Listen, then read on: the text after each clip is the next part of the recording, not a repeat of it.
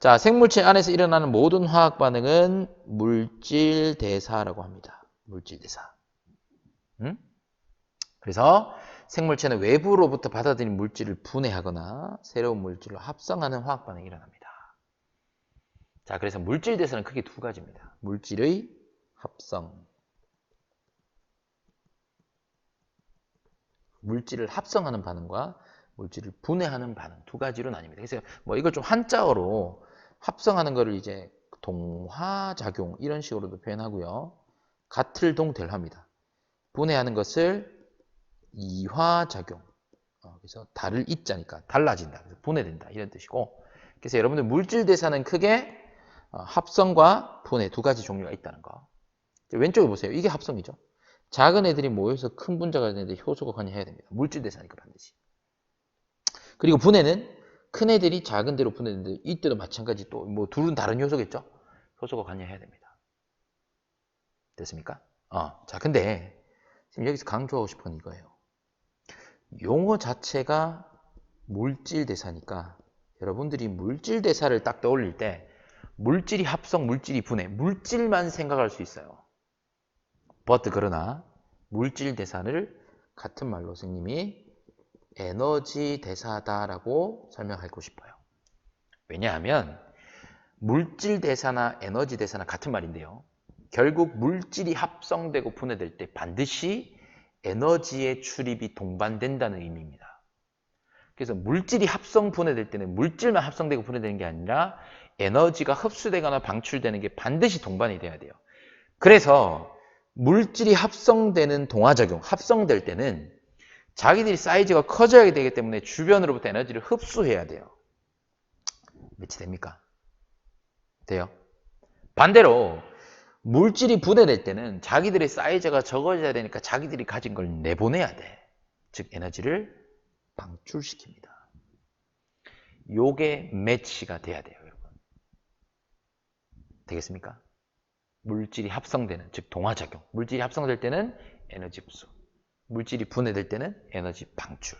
요거를 같이 매치해서 물질 대사는 곧 에너지 대사라는 거. 기억을 하시고.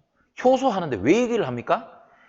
물질을 합성하든 분해하든 결국 이 물질 대사에는 각기 다양한 효소들이 작용하니까 효소 얘기를 할 때 물질 대사 얘기를 할 수밖에 없는 거예요.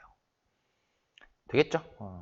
대표적인 예는 광합성, 합성이니까 세포흡은 분해고 뭐 소화 이런 것도 대표적으로 이화작용의 예가 되겠습니다.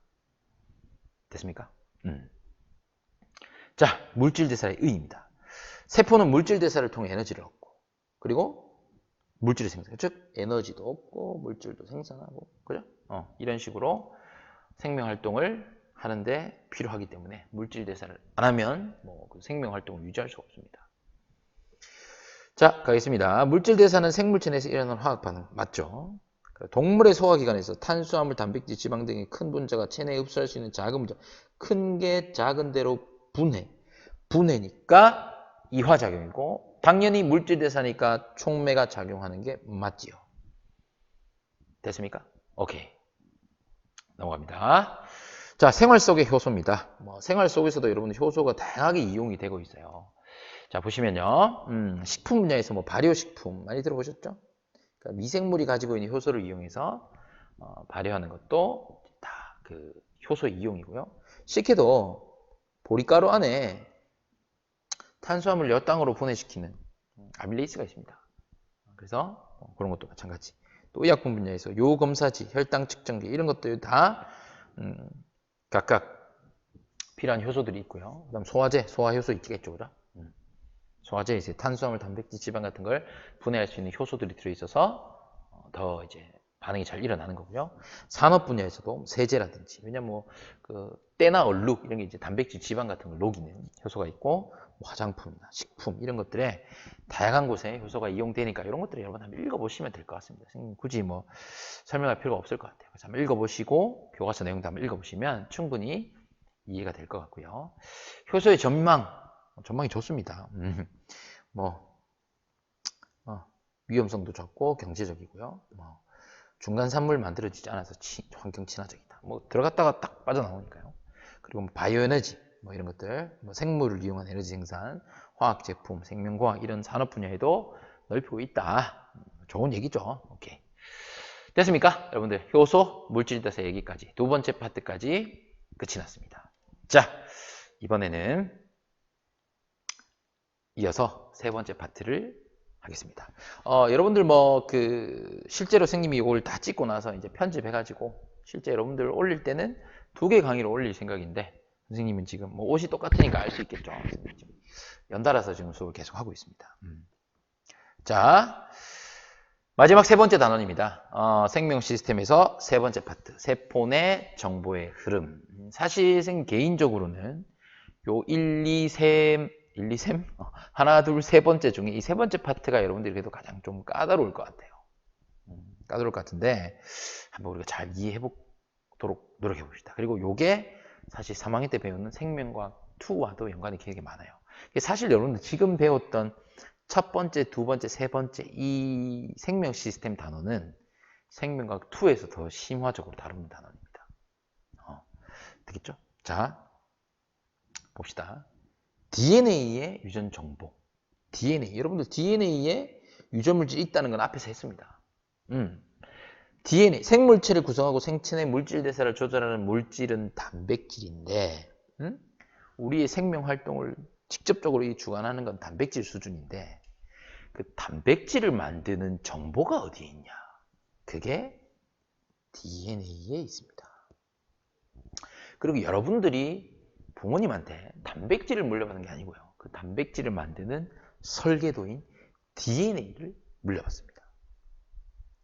즉, 그 엄마의 난자와 아버지의 정자에 그분들의 각각의 DNA가 염색체라는 형태로 딱 들어있어요.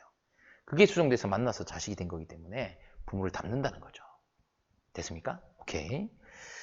자, 유전자와 DNA 관계를 한번 쭉 보겠습니다. 자, 일단 이 핵입니다. 세포의 핵 안에 염색체에 결국 유전자가 들어있습니다. 이 염색체라는 막대 모양의 구조물이 있는데요. 이 염색체는 이게 이제 세포가 분열할 때 응축이 된 거고 이걸 풀면 실모양의 염색사로 설명을 할 수 있습니다. 보이시죠? 그리고 이 염색사가 또 좀 더 세부적으로 이제 분자 수준으로 들어가면 이 공 모양의 단백질과 이 실이 엉켜 있어요. 그래서 이거를 사실 여러분들 뭐라고 하냐면 이 유닛 단백질 공 8개의 이 실이 DNA거든요. 이 DNA가 2바퀴 반 감고 있는 이 구조를 뉴클레오솜이라고 합니다. 뉴클레오솜. 요 세트를 뉴클레오솜이라고 합니다. 요 단백질. 이게 사실 히스톤 단백질인데 이 히스톤 단백질 8개의 DNA가 2바퀴 반 감고 있는 이 구조를 뉴클레오솜이라고, 이 뉴클레오솜이 수백만 개 쫙 연결된 게 염색사, 그게 응축되면 염색체. 이해되시죠? 자, 그럼 이 뉴클레오솜은 결국 단백질과 DNA가 있는데 이 DNA가 중요한 거죠. 그죠? 그래서 이 감고 있는 이 DNA라는 이게 분자적인 수준으로 보니까 이중나선 구조구나. 이건 앞에서 핵산을 뗐습니다. 그죠? 그리고 이 DNA는 안에 염기가 있잖아요. 염기가 이제 상보 결합을 하잖아요. 아데닌, 타이민, 구아닌, 사이토신 이렇게 상보 결합을 하는데 이 염기를 왜 얘기하냐면 이 DNA 염기에 있던 이 서열, 이 염기의 배열 자체가 유전자이기 때문에 그렇습니다. 이 유전자는 결국 유전자를 서열로 읽으면 AAT, GGC 이런 식으로 쭉 나와요. 염기 서열이에요. 그래서 여러분들 지금 이 그림을 보고 여러분들이 얘기할 수 있는 거는 DNA 분자에 유전자가 들어있고, 그죠? 그 유전자는 결국 단백질을 만드는 정보다. 이렇게 이해를 하시면 좋을 것 같고요. 그 다음에 한 가지만 더 추가적으로 얘기하면 지금 여기서부터 여기까지가 유전자고 여기서부터 여기까지가 유전자면 중간에 비어있는 공간이 있어요. 그래서 여러분들이 좀 착각을 하시면 안 되는 게 DNA에 있는 모든 부분이 다 단백질을 암호화하는 유전 정보는 아닙니다. 되겠어요? 자, 그래서 밑에 볼게요. 여기 용어가 유전자인데요.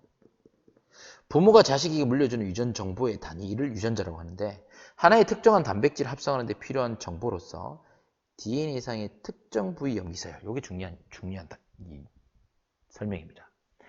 DNA상의 특정 부위, 특정한 부위, 다 있는 게 아니라 특정 부위의 염기서열, 이 염기는 아데닌, 구아닌, 사이토신, 타이민, DNA 염기, 그 질소성 염기 그걸 의미해요. 앞에서 배웠던 그 염기설 자체가 유전 정보고 이 유전 정보에 따라 특정한 단백질이 만들어진다는 뜻이에요. 되겠습니까?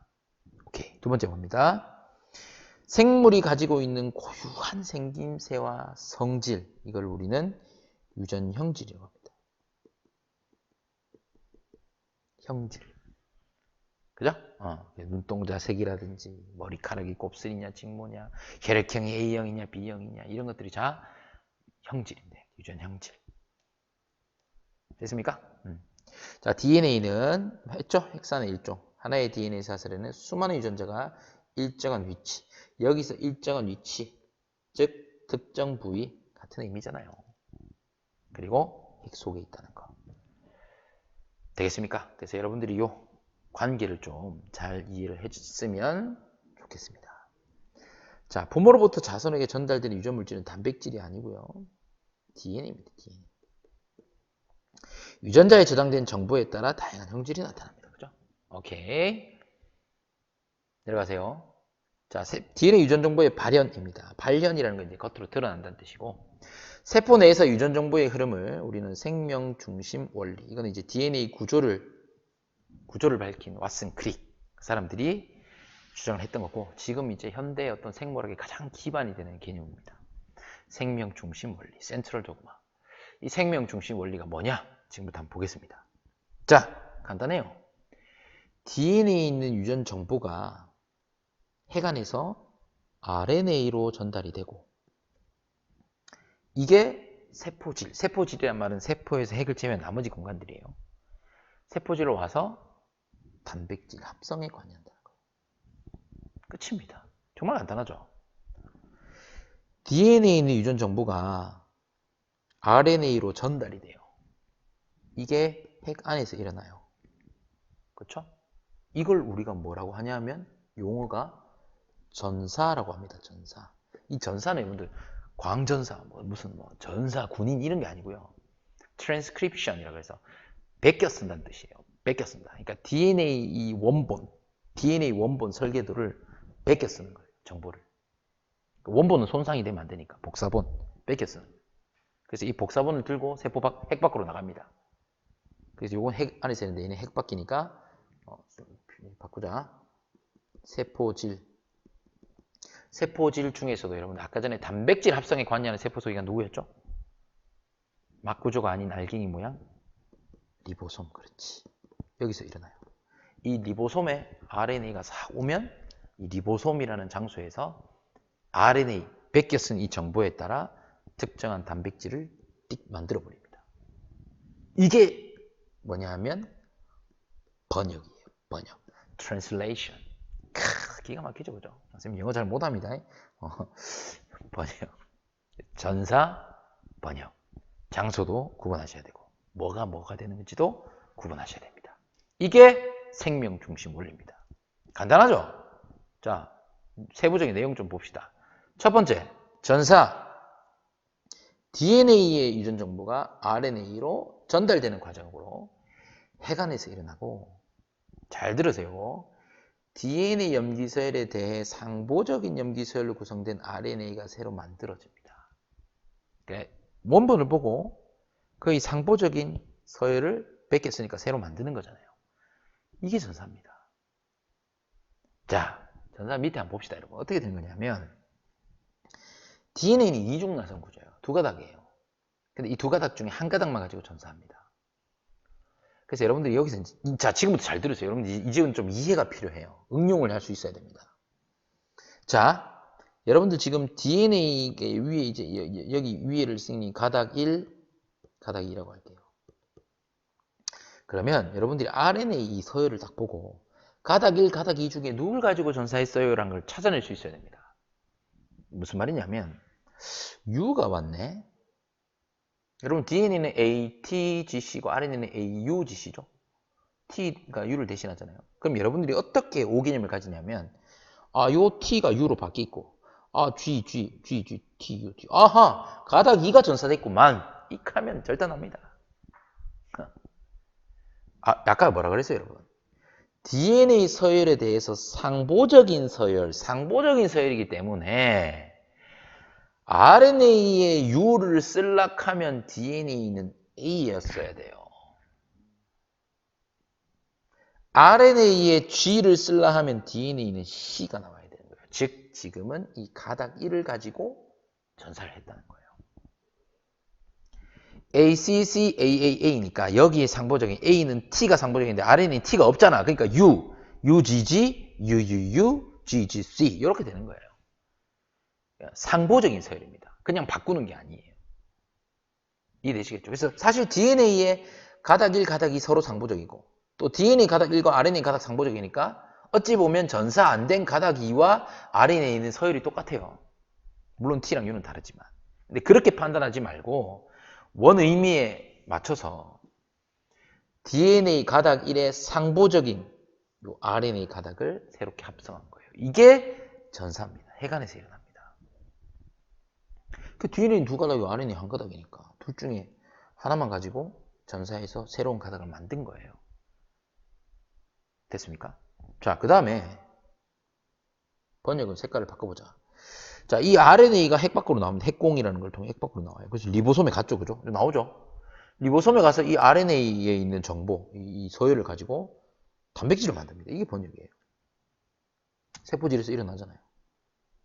그러면 이때 중요한 거는 이 RNA의 염기 3개, 요 3개씩 끊습니다. 요 3개씩 끊어서 염기 3개를 가지고 하나의 아미노산을 만들어요. 염기 3개를 가지고 하나의 아미노산을 만들어요. 3개가 한 세트입니다. 그래서 RNA상에 있는 염기 3개를 우리는 코돈이라고 불러요. 코돈. RNA상에 있는 염기 3개를 코돈이라고 불러요. 코돈 하나가 하나의 아미노산을 지정하는 거고 염기로 따지면 RNA 염기 3개가 하나의 아미노산을 지정하는 거예요. 이해되세요? 되겠죠? 그럼 여러분도 한번 생각해 보세요. 따라올 수 있을지 모르겠다. RNA니까 A, U, C, G 4개제. 얘들아. 코돈이 4개제. 아이 마르카노. 염기가 4개제. 그럼 이 염기를 가지고 코돈은 몇 종류나 나올 수 있을까? 자, 하나, 둘, 세 자리. 염기 3자리가 하나의 코돈이잖아요. 그리고 3자리 올 수 있는 경우의 수. 확통입니다. 경우의 수. 이 자리에 A, U, C, G 4가지 다 올 수 있죠. 겹쳐도 됩니다. A 상관없어요. 두 번째 자리에 또 4가지 올 수 있고 세 번째 자리에 4가지 올 수 있으니까 경우의 수는 4의 3승 64개입니다. 즉 코돈은 64가지입니다. 염기 4개가 3자리에 올 수 있는 경우의 수 생각하면 되죠. 내려가 볼까요? 코돈의 수 3개의 염기가 한 조가 되기 때문에 64개 조합이 생깁니다. 근데 여러분 아미노산은 20개밖에 없어요.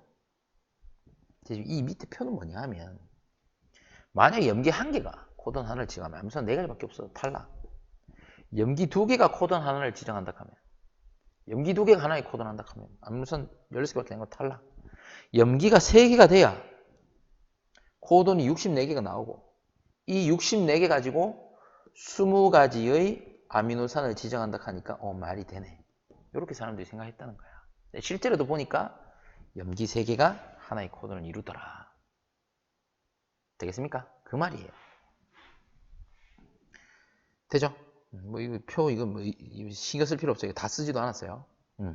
자, 그럼 코돈표를 한번 보겠습니다. 여러분 이 코돈표는 암기 안 해도 됩니다. 알겠죠? 암기 안 해도 돼요. 이거 뭐 나중에 혹시나 3학년 때 여러분들이 생명과학 2를 수능에 칠 친구들이 있으면 좀 문제를 빨리 풀기 위해서 암기하는 경우가 있지. 내신 시험에서 암기 안 해도 됩니다. 만약에 이게 문제로 나온다면 표를 줍니다. 주거나 표의 일부를 줍니다. 그래서 절대 암기하는 건 아니고 해석만 할 수 있으면 됩니다. 자, 코돈이 총 4 해가지고 쭉 만든 게 64개입니다. 근데 이거 어떻게 보는 거냐면 그러니까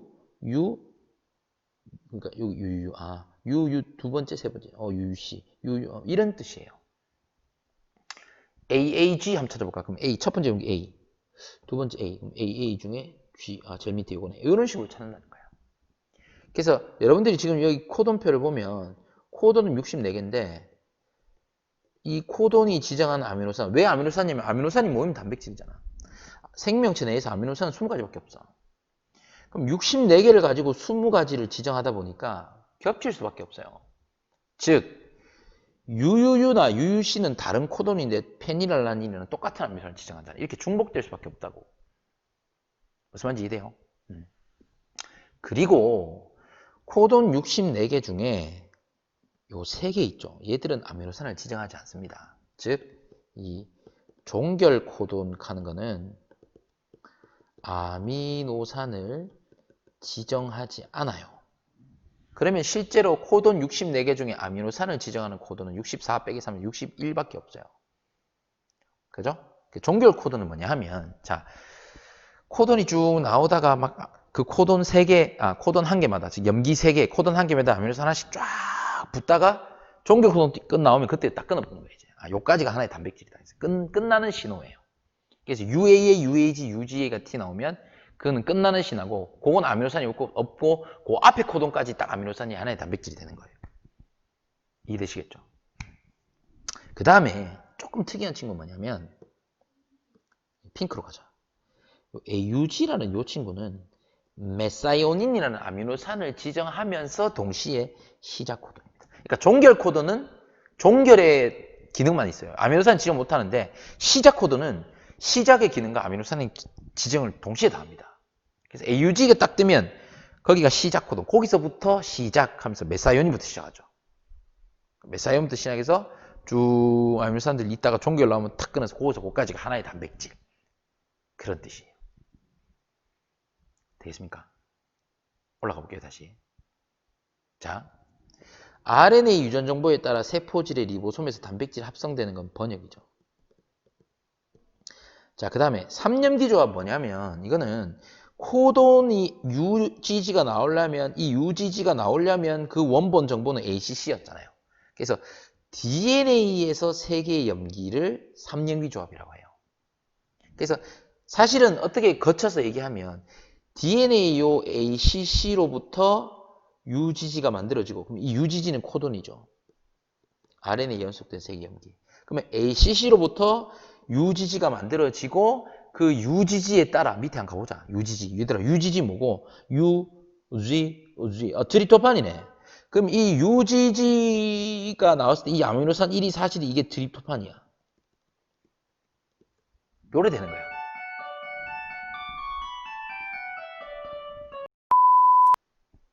오케이. 자, 그래서 결국은 여러분 트립토판이 나왔잖아요. 그러니까 여러분들이 코돈표를 보고 이게 아미노산 1, 2 이렇게 표현하지 말고 코돈표가 주어지면 아미노산 이름까지 적을 수 있다는 거예요. 그래서 이 트립토판이라는 아미노산을 지정한 코돈이 UGG인데 이거를 코돈이라고 부르고, 이 UGG라는 코돈이 나오기 위해서는 DNA 3연기 조합 ACC가 필요하다는 거예요. 이해되겠어요? 전사 번역. 이거 여러분들 좀 이해하셔야 됩니다. 할 수 있겠습니까? 그래서 특히 이 부분은 여러분들 조금 응용할 수 있는 수준까지 갔으면 좋겠어요. 조금 여러분들 이해가 필요하고, 그쵸? 오케이. 자, 가봅시다. 유전암호 체계의 공통성을 얘기하겠습니다. 의미적인 얘기예요. 자, 코돈은 몇 가지를 제외하고는 세균에서 동료들까지 전부 공통적으로 씁니다. 그래서 사람 유전자를 세균 DNA 넣어가지고 시키면 똑같은 아미노산 나와요. 그렇기 때문에 지구상의 생물이 공통의 조상으로부터 진화해 왔다고 해석한다는 거예요. 의미적인 거죠. 됐죠? 됐고요. 바로 봅시다. 전사는 DNA 유전 정보에 따라 RNA로 전달되는 과정이다. 맞아요. 하나의 아미노산을 지정하는 RNA 4개가 아니고 3개를 코돈이라고 하죠. 3개가 코돈이고 염기 3개가 하나의 코돈이고 그게 하나의 아미노산을 지정한다. 자, 이제 그러면 이 DNA에 있는 정보에 따라 전사 번역을 거쳐서 단백질을 만들어지는데, 혹시 그럼 이 DNA의 설계도, 이 정보가 잘못되면 단백질이 잘못 만들어지지 않을까? 당연하죠. 그게 이제 돌연변입니다, 여러분. 자, 유전자 이상에 대해서 얘기를 할 건데요. 자, 유전자의 본체인 DNA 염기 서열에 이상이 생겨버렸어요. 그러면 전사 번역되고, 그러니까 여러분들 DNA 염기 서열이 바뀌면 코돈이 달라질 수 있고요. 코돈이 달라지면 아미노산이 달라질 수 있죠. 물론 얘들아, 물론 서로 다른 코돈이 같은 아미노산을 지정하는 경우도 있어. 그럼 문제가 안 되겠지만 DNA 염기가 달라졌는데 코돈이 다른 게 나오고, 근데 그 코돈 다른 게 또 하필 또 다른 아미노산을 지정해버리면 단백질 완전히 바뀌어버려요. 그죠? 그러니까 단백질을 구성하는 아미노산의 서열이 바뀌어버려요. 여러분 앞에서 했지만 단백질은 아미노산의 종류, 개수, 그리고 아미노산 그 배열 순서에 따라 단백질이 달라지기 때문에 심각한 문제가 발생할 수 있다는 거예요. 그걸 한번 보겠습니다. 예를 보는 거예요. 제일 대표적인 예가 여러분, 남모양 적혈구 빈혈증이라는 질병입니다. 이 질병이 유전자 이상, 유전자 돌연변이에 의한 건데, 여러분 적혈구에는 헤모글로빈이라는 단백질이 있어요. 이 헤모글로빈이라는 단백질이 산소와 결합해서 적혈구가 산소 운반을 할 수 있는 건데요. 이 헤모글로빈이라는 단백질을 만드는 유전자가 있겠죠. DNA 서열이 있겠죠. 그 중에 어떤 특정한 이 위치에 있는 유전자 중에 CTT라는 3연기 조합이 정상인 거예요. 앞뒤로 뭐가 있는지 고려 안 하셔도 됩니다. 근데 CTT가 여러분들 3연기 조합이면 여기에 상보적인 코드는 GAA 되죠? 할 수 있겠죠? 선생님, 이 DNA 왜 한 가닥밖에 안 그려놨어요? 밑에 다른 한 가닥이 있는데 전사되는 가닥만 표시한 거야? 그럼 GAA라는 코드는 이 자리에 아미노산 뭐가 와야 돼? 우리 코돈 페퍼가 직접 찾아보자. GAA는 GAA, 와우, 글루탐산이라는 친구가 와야 돼요. 그러니까 어떤 특정한 위치에 이 아미노산이 얘가 글루탐산이라는 아미노산이 요 특정한 위치에 딱 와야 이게 정상적인 헤모글로빈이 만들어지는데, 문제는 CTT가 와야 될 자리에 CAT, 즉 지금 요 특정한 T가 A로 바뀌어버린 거예요. 이런 문제가 생길 수 있습니다. 바뀌어버렸어. 그 DNA 염기서열이 좀 이상이 생겼지? 근데 하필 CAT가 전사가 되니까 코돈이 GUA가 만들어져 버려요. GAA가 GUA가 만들어졌는데, 위에 가보자. 만약에 코돈이 달라도 막 똑같은 글루탐산이면 괜찮겠지. 근데 GUA는 어디 있냐면 여기 있어요. 발린이에요, 발린. 글루탐산과 발린은 완전히 다른 종류의 아미노산이에요.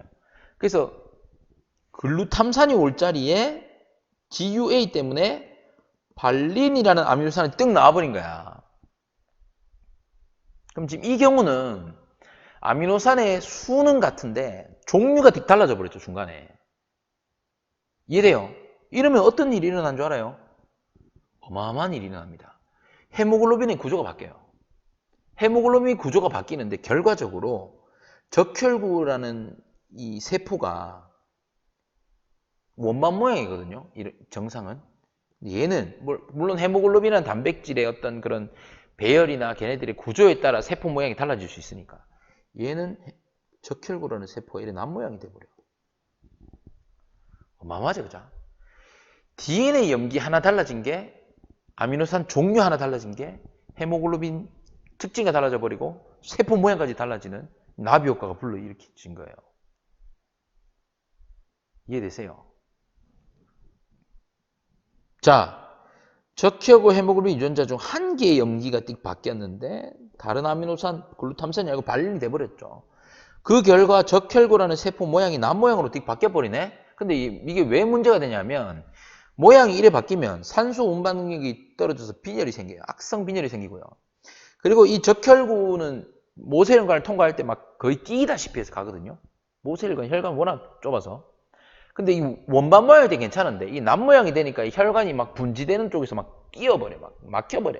이게 막 막혀가지고 혈관에 피가 안 통하니까 조직 손상이 일어날 수 있는 거예요. 문제가 심각하겠죠, 그죠? 이해할 수 있겠습니까, 여러분? 적혈구, 남모양 적혈구 빈혈증이라는 이 유전 질환의 특성, 이런 것도 중요하지만 여러분들이 이 생명 중심 원리, 즉 DNA 정보가 단백질로 발현되는 이 중심 원리에서 뭐가 문제인지까지 우리가 설명을 했어요. 후대 과학자들이 이걸 다 밝혀낸 거예요, 여러분. 되겠습니까? 남모양 적극 빈혈증이라는 이 현상은 옛날부터 있었을 거 아니야. 근데 이제 생명과학 기술이 발달하면서 이걸 찾아낸 거지. 자, 그 다음에 두 번째 질병 중에는 여러분들 뭐 알비노증이라는 게 있습니다. 알비노증. 이게 이제 쉽게 말하면 백색증인데요. 우리 주변에도 있을 수 있어요. 뭐 선생님 주변에도 사실 있습니다. 직접적으로 보지는 사진으로 본 적이 있는데, 이제 피부나 머리카락이나 눈에 있는 색소가 생기지 않아가지고, 색소가 없어서 그냥 완전 창백해요. 하얀 게 아니라 그냥 창백해요. 머리털도 그렇고, 눈동자 되게 빨개요. 이런 건 창백이 좋은 게 아니고, 이제 좀, 어떤 피부가 굉장히 약하죠. 피부가 약하고, 또 피부 관련 질환, 피부암, 이런 게 걸릴 확률도 좀 높고, 그런 이제 유전 질환입니다. 그래서 이 알비노증이라는 질병도 유전자 이상 때문에 생기는 거다라고 생각을 하시면 되겠습니다. 자, 기본 체크 갑니다. DNA 염기 서열이 이상이 생기면 단백질을 구성하는 아미노산 서열이 바뀌어서 유전자 이상이 생길 수 있습니다. 그렇죠? 자, 남모양 적혈구는 DNA 염기 서열 중 한 개 염기, 그렇죠? 오케이. 자, 여러분들 여기까지 학습지를 다 봤는데요. 일단 여러분들 시험을 준비하면서 선생님이 좀 강조하고 싶은 거는, 첫 번째, 선생님이 뭐 원격으로 수업을 했지만 선생님이 이제 정식으로 지금 수업한 내용이 이겁니다. 그래서 선생님이 수업한 내용, 그리고 여러분들의 제공된 학습지, 그리고 우리가 쓰는 교과서, 이게 가장 중요한 여러분들의 학습 자료예요. 그래서 미리미리 준비 잘 하시고, 혹시나 여러분들 생명 시스템 선생님이 수업했는 내용 중에 질문이 있거나 또 혹은 관련해서 물어보고 싶은 사람은 선생님이 1층 교무실 연구부에 있습니다. 그래서 1층 교무실 오셔서 선생님 이름이 뭔지는 알죠? 선생님이 찾으면 선생님이 얼마든지 여러분들의 그런 의문을 해소해 드리도록 하겠습니다. 자, 긴 시간 동안 여러분들 수업 듣느라 굉장히 고생 많으셨고요. 원격이다 보니까 필요한 부분은 또 돌려서 들으시고 여러분들이 잘 활용하셨으면 좋겠습니다. 수고했습니다, 여러분.